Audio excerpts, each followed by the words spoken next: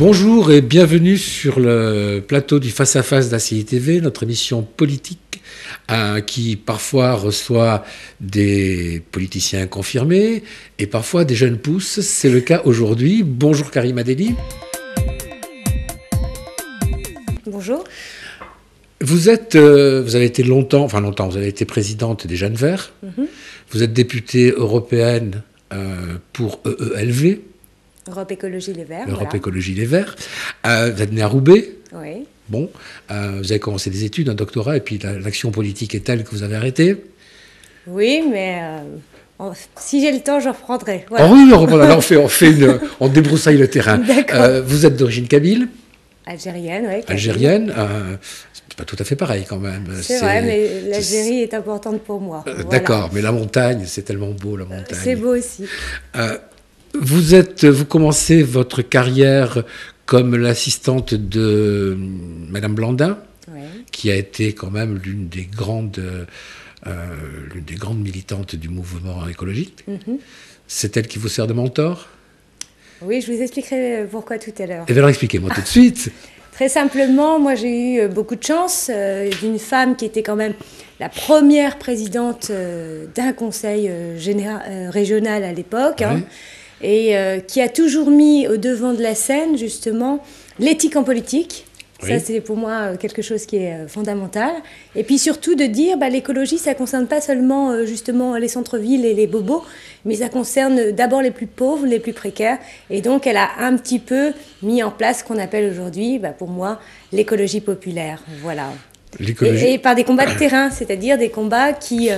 on voit bien notamment sur les combats dans le nord de l'amiante, par exemple, qui font que les premières victimes, c'est les salariés, mais les salariés sont dans la catégorie les plus... forcément, les salariés, ils sont dans les ateliers, ils ne sont pas dans les bureaux. Et voilà. Nous sommes tout à fait d'accord.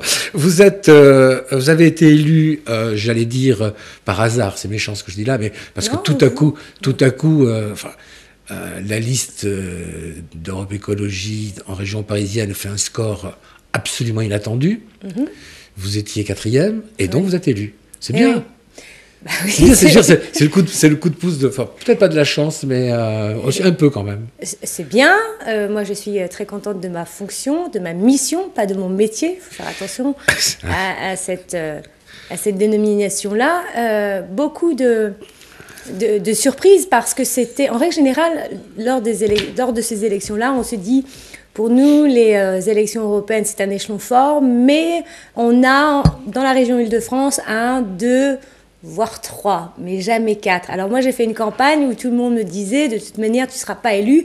Mais mon but n'était pas d'être élu, donc contrairement à beaucoup qui rêveraient de ça, moi, ce n'était pas mon but, ce n'était pas mon rêve.